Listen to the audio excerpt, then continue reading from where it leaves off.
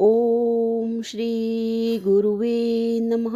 ध्यानमूलं गुरुर्मूर्ति पूजामूलं गुरुर्पदं मंत्रमूलं गुरुर्वाक्यं मोक्षमूलं गुरुकृपा। ओम शांति शांति शांति। ओम। प्रणाम भगवान। विचार सागर दर्पण स्वामी श्री मनोहरानंद जी महाराज और हमारा चतुर्थ रंग चल रहा है भगवान, जिसमें कल वाले सत्संग में चिदाभास की 7 अवस्थाएं स्वामी जी ने बताई। अज्ञान, आवरण, भ्रांति अथवा शोक, प्रोक्ष ज्ञान, अप्रोक्ष ज्ञान, भ्रांति नाश, इनके भ्रांति नाश मतलब शोक नाश, और अतिहर्ष अथवा निरंकुश तृप्ति। तो और बताया कि मैं ब्रह्म हूँ। यह अप्रोक्ष ज्ञान किसको होता है? तो बताया कि भाई ये जो अप्रोक्ष ज्ञान है ये चिदाभास को ही होता है, ना कि कूटस्थ को। यहाँ पे जो शिष्य है जिज्ञासु, उसका प्रश्न था कि भाई अप्रोक्ष ज्ञान किसको होता है। तो फिर स्वामी जी बता रहे हैं कि भाई इसका उत्तर तुम्हें मिल गया होगा कि मैं ब्रह्म हूँ, यह अप्रोक्ष ज्ञान चिदाभास को ही होता है, ना कि कूटस्थ को। तो अब अगली शंका है भगवान की।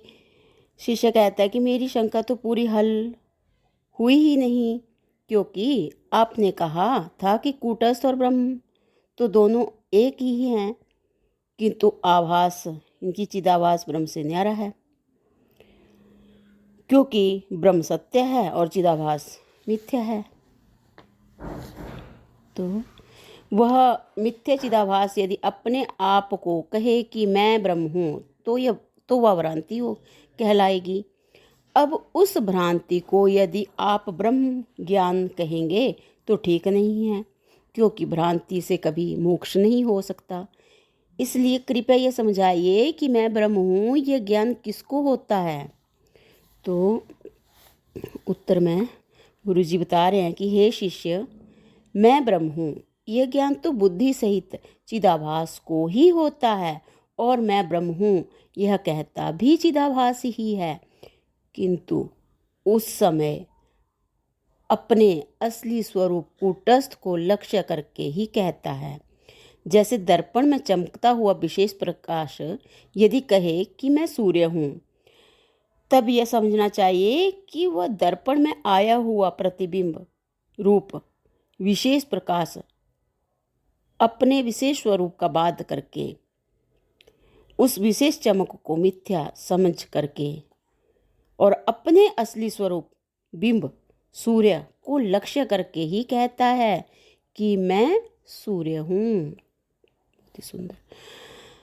तो अब आगे बता रहे हैं, अथवा जब कोई पुरुष अपने मुख को दर्पण में देखकर कहता है कि मैं अब मोटा हो गया हूँ, तो क्या वह दर्पण वाले मुख को मोटा कह रहा है? नहीं, क्योंकि वह पुरुष यह समझता है कि मेरा मुख तो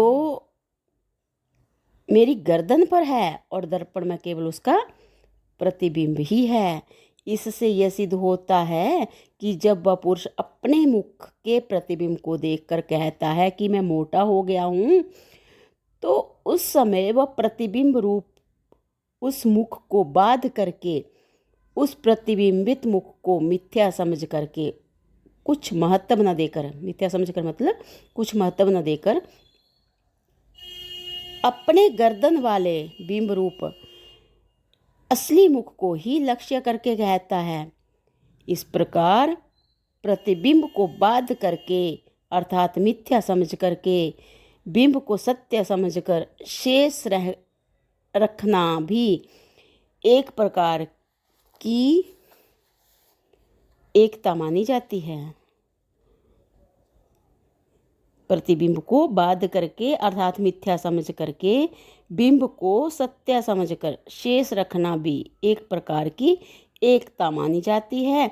इस प्रकार की एकता को बाध एकता, इनकी बाध अभेद बोलते हैं, अथवा बाध समानाधिकरण्य भी कहते हैं। इसको बाध एकता बाध अभेद अथवा बाध समान अधिकरण भी कहते हैं, क्योंकि यह एकता मतलब प्रतिबिंब और बिंब की एकता, प्रतिबिंब को बाध कर और प्रतिबिंब का असली स्वरूप बिंब समझ करके ही की जाती है। इस प्रकार चिदाभास और ब्रह्म की भी आपस में बाध एकता ही मानी जाती है। क्योंकि जब चिदाभास कहता है कि मैं ब्रह्म हूं, तो उस समय अपने आभास रूप को बाध करके अपने असली स्वरूप बिंब रूप कूटस्थ ब्रह्म को लक्ष्य करके ही कहता है कि मैं ब्रह्म हूं। और जब हम साक्षी इनकी कूटस्थ की ब्रह्म से एकता करते हैं, तो उस समय उस एकता को मुख्य समानाधिकरण्य, मुख्य अभेद, मुख्य एकता भी कहते हैं, क्योंकि वह एकता किसी का बाध न करके ही की जाती है। और कूटस्थ तथा चिदाभास ये दोनों अहम शब्द के अर्थ हैं, अर्थात अहम शब्द का उच्चारण करते समय इन दोनों का एक ही साथ भान होता है। इसलिए ज्ञानी जब अहम ब्रह्मास्मि अर्थात मैं ब्रह्म हूँ ऐसा कहता है, तो उस समय मैं शब्द का उच्चारण करते ही उसे कूटस्थ व आभास इन दोनों का भान हो जाता है, और इन दोनों की ही वह ब्रह्म से एकता करता है। परंतु अहम शब्द के अर्थ कूटस्थ की जो ब्रह्म से एकता होती है, वह सीधी एकता होने के कारण मुख्य एकता कहलाती है, और अहम शब्द के अर्थ चिदाभास की जो ब्रह्म से एकता होती है, उसमें आभास का बाध होने के कारण वह बाध एकता कहलाती है। तो हे शिष्य, अपने आभास रूप का बाध करके व अपने असली स्वरूप कूटस्थ को लक्ष्य करके मैं ब्रह्म हूँ यह ज्ञान चिदाभास को किस प्रकार होता है, ये तुम्हारी समझ में अब आ गया होगा। तो अब भगवान फिर तत्व दृष्टि यहाँ पे शंका कर रहे हैं कि भगवान, यह तो मेरी समझ में आ गया कि चिदाभास को ही मैं ब्रह्म हूँ यह ज्ञान होता है, किंतु यह जो आपने कहा कि मैं शब्द का उच्चारण करते समय चिदाभास और कूटस्थ इनकी साक्षी का एक ही साथ भान होता है, इसमें मुझे यह कृपा करके समझाइए कि इन दोनों का भान मतलब ज्ञान अपने आप ही होता है या और किसी के द्वारा होता है। तो भगवान इसका जो समाधान है इसको अगले सत्संग से लेते हैं। प्रणाम भगवान। ओम शांति ही शांति ही शांति ही ओम।